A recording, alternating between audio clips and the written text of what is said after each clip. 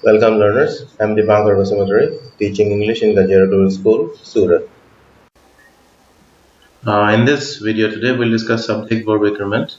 Now what is this subject-verb agreement? In English the verb has to agree with the subject. That is the rule, that is the basic grammar rule that we need to follow. If the subject is singular, we need to use a singular verb, and if the subject is plural, we need to use a plural verb. Now in this video today we'll talk about the singular subjects, the singular nouns and the singular pronouns, which are always singular and they always take a singular verb. Here it goes. There are some pronouns which always take a singular verb, and these are these pronouns. They are indefinite pronouns. They are coming one by one. One, none, either, neither, and then each. They are coming quite slowly, but I think that will help you remember things. Everything, nothing, everyone, somebody, nobody. These are all singular indefinite pronouns, and that is why they always take a singular verb. Look at the words, underlined words here. Likes is a singular verb. Now in case of verbs, when you add an s to the verb, it becomes singular, and that is why people make the mistake of not adding an s, thinking that adding an s will make it plural. Actually, in case of the verb, they become singular. In case of nouns, they become plural when you add an s, es, or ies, depending on the spelling. Look at the next sentence. None reads newspapers on a crowded city bus. Here, reads is a singular verb. Repeating, when you add s to the verb, it becomes singular. And all these sentences given here are in the present indefinite tense. Either boy has a book. Either is an indefinite pronoun, so it takes a singular verb, has. Neither also is a singular pronoun, indefinite pronoun. Loves is the verb that it uses, because loves is singular. Everybody, once again, is singular, so we have to use does, does, and then everything also is singular, so we have used has. That is one rule. Let's move on to the next rule now. These subjects also take a singular verb, but the tricky part is that they look like plural subjects. Now, what are these words? Subjects of study: statistics, economics, politics, mathematics, physics, ethics, electronics, grammatics. These are all singular subjects.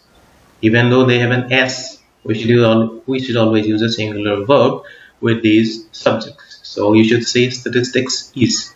You should not say statistics are. Economics is. Politics is. Politics has. Politics does. Mathematics makes. Physics makes. Physics is. Physics has. Ethics is. Electronics is. Grammatics is. Names of diseases also take singular verbs. They also look like plurals. Rabies, diabetes, encephalitis, syphilis, mumps, measles, tuberculosis. You might feel sick if you go on listening to these words. Anyway, we just need to know them. And then we have sports, which also look like plural nouns, but they are actually singular and they take a singular verb. Athletics is, freeletics is, gymnastics is one of the sports in Olympics. Darts is a famous game. Darts is a famous bar game. Cards also is a famous bar game. And then there is another word, summons, which is also singular, even though it has an s to the word. Summons. A summons is a written order from the court to appear written order from the court to somebody to appear in court. So the plural of summons is summonses. Kind of messy. And then this word news also is a singular noun, and that is why we should say news is, not news are. News are is wrong. Now let's move on to some more rules which are kind of difficult. So look at these. Nouns joined by or always takes a singular verb. His father or his sister is coming. Economics or geography was my elective. A pencil or pen is enough.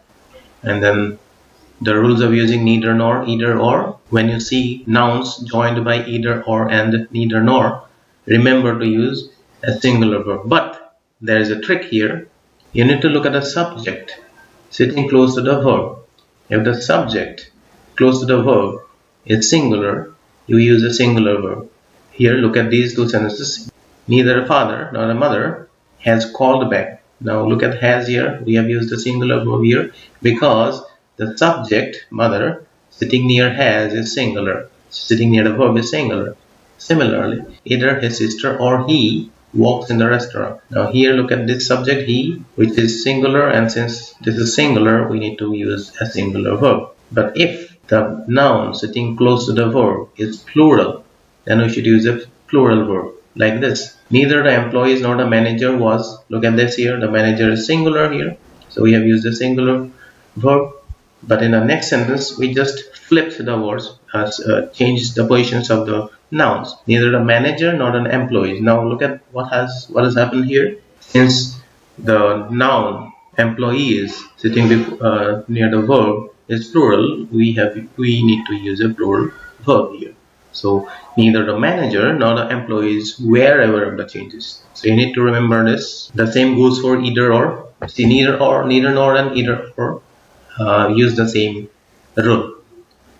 And then collective nouns, they are almost always singular. Now almost always because there are some words which take plural verbs, which is a discussion for a different video. And the use of as well as also is tricky. When you see as well as joining two different nouns, use a singular verb. My brother as well as my daughter knows how to sing, not know, because in these sentences only one, the first subject, the first noun is the subject.